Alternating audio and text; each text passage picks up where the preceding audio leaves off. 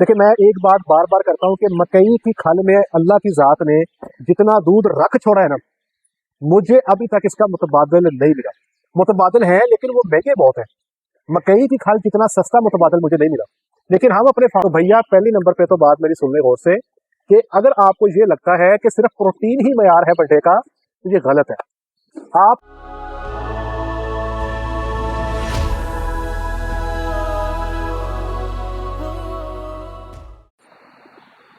तो जी बिस्मिल्लाहिर्रहमानिर्रहीम, अस्सलामु अलैकुम वरहमतुल्लाहि वबरकातुहू। मेरा नाम है डॉक्टर मोहम्मद मुज़म्मिल हसन।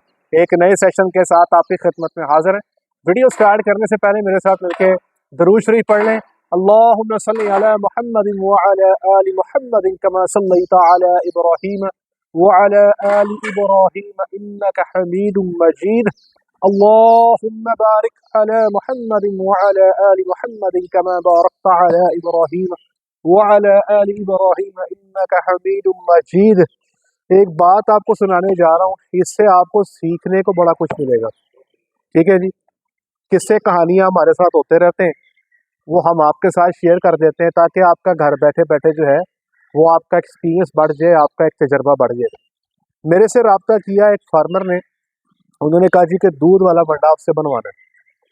तो वो जो फार्मर है उनकी को मिल शेल है और वो वंडा बना के सेल करते हैं। अब चूंकि मेरे पास मैसेज बहुत ज़्यादा होते हैं तो मुझे ये लगा कि शायद इन्होंने जो वंडा बनवाना है अपने जानवरों के लिए बनवाना है।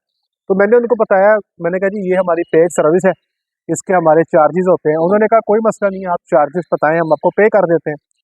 उन्होंने आज मुझे चार्जेस पे कर दिए और आज साथ में जी एक फार्मूला भेजा कि जी ये फार्मूला है और हम चाहते हैं कि आप इससे बेहतर फार्मूला बना दें। इन्वेस्टिगेशन की तो पता लगा कि ये जो वंडा बनवाना चाहते हैं वो अपने जानवरों के लिए नहीं बनवाना चाहते, ये बनवाना चाहते हैं मार्केट में सेल करने के लिए। अब जब मैंने फार्मूला देखा तो एक तो उसमें मकई की खल, दूसरा ग्लूटन, ये दो आइटमें ऐसी थी जो काफ़ी बड़ी मिकदार में इस्तेमाल की गई थी। देखिए, मैं एक बात बार बार करता हूँ कि मकई की खल में अल्लाह की ज़ात ने जितना दूध रख छोड़ा है ना, मुझे अभी तक इसका मुतबादल नहीं मिला। मुतबादल है लेकिन वो महंगे बहुत हैं। मकई की खल जितना सस्ता मुतबादल मुझे नहीं मिला। लेकिन हम अपने फार्म्स पे इसलिए इस्तेमाल नहीं करते कि ये जो पीछे खड़ी है ना, डॉक्टर साहब दिखाइएगा, ये प्लास्टिक की गई है। मैं बार बार ये कहता हूँ कि ये प्लास्टिक की गई है। ऐसे जनाब ये मसला खड़ा करती हैं। अभी अल्लाह का शुक्र है, ये जितने जानवर यहाँ पे खड़े हैं, मेरा ख्याल डॉक्टर साहब मिल्किंग में कितने 40 हैं। डॉक्टर साहब बता रहे हैं मिल्किंग में 40 है। मेस्टाइटिस कोई है आज की डेट पे? डॉक्टर साहब बता रहे हैं कि आज की डेट पे अल्हम्दुलिल्लाह हमारे पास एक केस साड़ू का नहीं है। अल्हम्दुलिल्लाह डॉक्टर साहब जो है अय्याशी कर रहे हैं, जानवर भी खुशहाल है। तो हमारी कोशिश ये होती है कि दूध तो लेना है, लेकिन इसलिए नहीं लेना कि बीच में हम जानवर को साड़ू करवा बैठे हैं, उसके थन मर जाए, टीका गोली का खर्चा आए, प्रोडक्शन लॉस हो। तो एक तो मैंने उनको बताया कि आप जो ग्लूटन का इस्तेमाल कर रहे हैं और जो मकई की खल का इस्तेमाल कर रहे हैं, ये आइटम्स तो डेफिनेटली अच्छी हैं लेकिन इनमें टॉक्सिन बहुत ज़्यादा है। अच्छा, मैं एक और चीज़ बता दूँ, यहाँ पे मैंने कई सारे फार्मर्स को फार्मूला बना के दिया है, फीड फार्मुलेशन, वो सुन भी रहे होंगे। और मैंने उनको दूध के फार्मूले में ग्लूटन का इस्तेमाल मैंने करवाया है। वो तमाम लोग सुन लें कि आपको जितना मैंने ग्लूटन इस्तेमाल करवाया है वो सेफ लिमिट है, आप उतना इस्तेमाल करवा सकते हैं, उससे ज़्यादा रिकमेंडेड नहीं है। तो ये फार्मूला जो मेरे पास आया, इसमें बहुत बड़ी तादाद में मकई की खल और ग्लूटन मौजूद था जनाब, नंबर 1। दूसरा इसके साथ ट्रबल ये थी फार्मूले के साथ कि इसमें 2.5% यूरिया का इस्तेमाल किया गया था, 2.5%।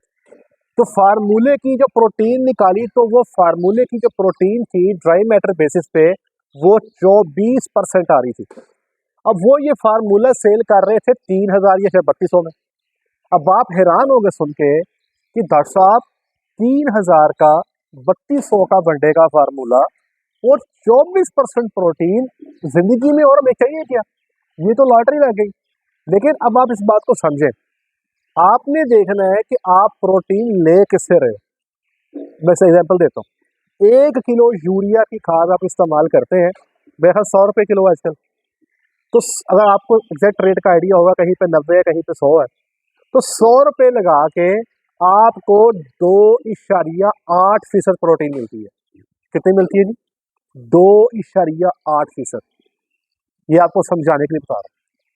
अगर आप सोयाबीन मील इस्तेमाल करते हैं, जो कि आज तकरीबन 250 से 270 के बीच में रेट है, वो आपको देती है 0.45%। अब आप इनका फ़र्क चेक कर लें। तो भैया पहली नंबर पे तो बात मेरी सुन लें गौर से, कि अगर आपको ये लगता है कि सिर्फ प्रोटीन ही मयार है वनडे का, तो ये गलत है। आप 3% प्रोटीन जो है वो यूरिया से 3% यूरिया डाल दो, तो वनडे की प्रोटीन जो 26 से प्लस हो जाएगी। लेकिन क्या वो प्रोटीन इनके लिए ठीक है?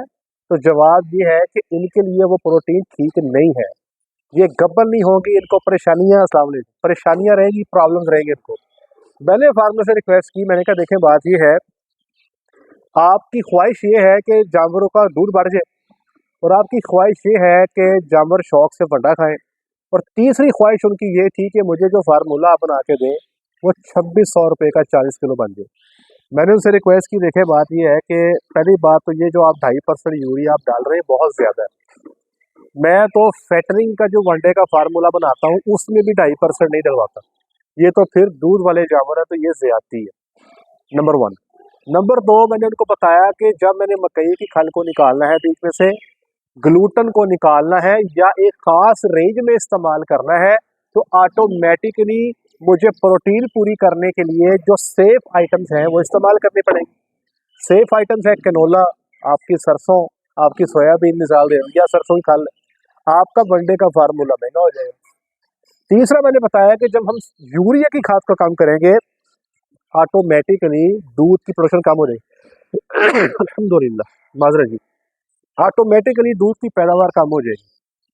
तो प्रॉब्लम ये बन गया, वो उनका भी मुझे दोबारा मैसेज आया, वो कहते हैं डॉक्टर साहब यूरिया की टेंशन ना लें, आप जितनी मर्जी डालें, तो आप 3% से भी ऊपर निकाल दें, मुझे कोई इतराज़ नहीं है। कहते मेरा बस 2 ही मेरे मकसद है, एक है तो 2600 में फार्मूला बन जाए, दूसरा मकसद ये है कि जानवर शौक से खाएं, तीसरा मकसद ये है कि जानवर का दूध बढ़ जाए, बेशक जितनी मर्जी यूरिया आप डाल दें। मैंने उनको कहा, मैंने कहा ये तो नहीं हो सकता। वो कहते हैं डॉक्टर साहब क्यों नहीं हो सकता? उन्होंने एक बहुत बड़े ब्रांड का नाम लिया, मैं नाम नहीं लूंगा जाता उसका। उन्होंने कहा वो फलाना ब्रांड देखें, 3000 का वनडे का बैग मिल रहा है, वो भी तो बना रहे हैं। मैंने कहा भाई अगर कोई बंदा गलत काम कर रहा है तो उसका ये मतलब थोड़ी है कि आप भी गलत करो। किसी का मुंह लाल हो तो अपना चपेट मार के लाल थोड़ी कर लेते हैं। तो मैंने बसद एहतराम उनसे गुजारिश की कि आप अपना अकाउंट मुझे भेजें, मैं आपको आपकी पेमेंट वापस कर देता हूँ, ये जो आप काम करवाना चाह रहे हैं मैं ये नहीं करूँगा।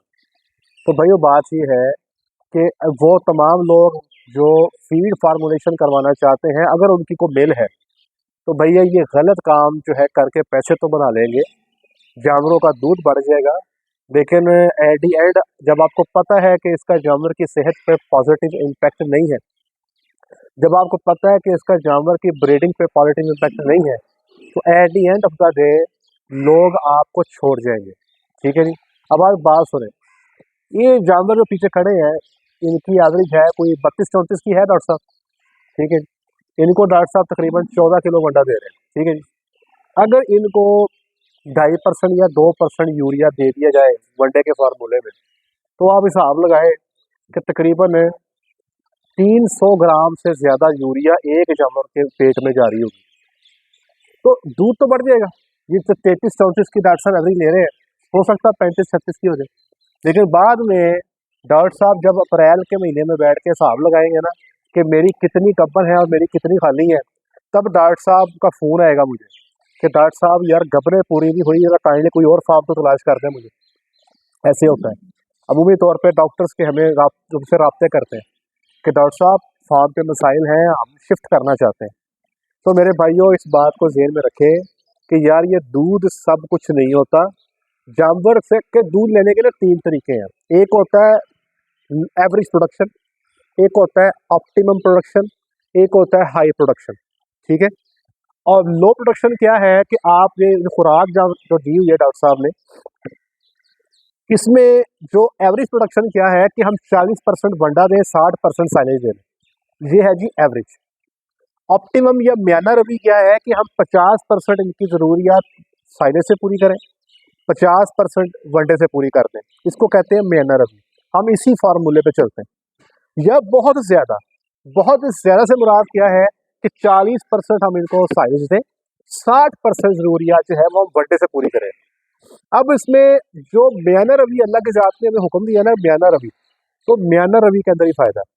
ये 33, 32, 34 की जो एवरेज है, ये उस 36 लीटर की एवरेज से बहुत बेहतर है जिसमें हमारे जानवर प्रेग्नेंट लेट हो। ठीक है जी। अगर हम अपने जानवरों को मार्च के एंड पे अप्रैल की 15 तक हम 80% से ज़्यादा जानवरों को गब्बन नहीं कर पाते, तो समझे कि हमने अपने सर्दी के महीने ज़ाया कर दिए, समझे वेस्ट हो गए। अल्लाह का शुक्र है जिस फार्म पे हम बैठे हैं, पिछले सीजन में हमारा यहाँ का स्कोर 92% रहा अल्हम्दुलिल्लाह।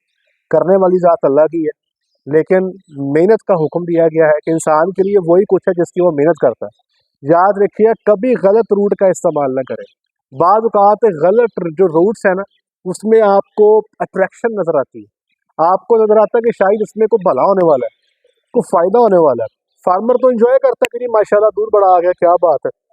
तो याद रखिएगा एक अच्छा जानवर अच्छी सेहत के साथ, अच्छी ब्रीडिंग के साथ ही फार्म प्रॉफिटेबल हो सकता है। आपके फार्म पे साल के बाद हिसाब लगाया करें कि आपके फार्म पे एवरेज डेज इन मिल्क कितने हैं, या एवरेज काविंग इंटरवल क्या है।